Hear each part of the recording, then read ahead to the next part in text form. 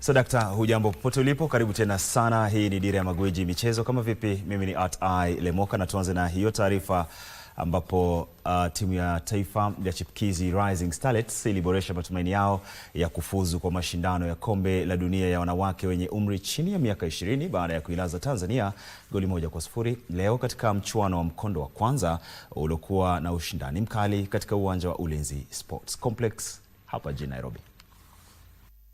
Bao hilo la kipekee lilifungwa na Elizabeth Mideva na kuiweka Kenya kifua mbele kwa bao moja, ikijitayarisha kwa mechi ya mkondo wa pili ambapo timu itakayofuzu itaamuliwa.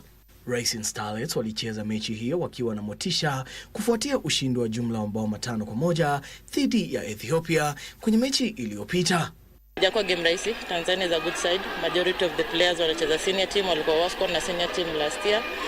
So for the girls, they've done a good job, and looking forward, we have something to protect, we have something to defend, so we'll still work harder. Niseme kwamba plani yenu imefanikiwa kwa maana ya kutuweka katika uwanja kama huu ambao hastahili kucheza football katika level hii, kwa sababu Kenya mna viwanja vingi vizuri, lakini yote kwa yote mechi haijamalizika, mechi imeenda Chamazi.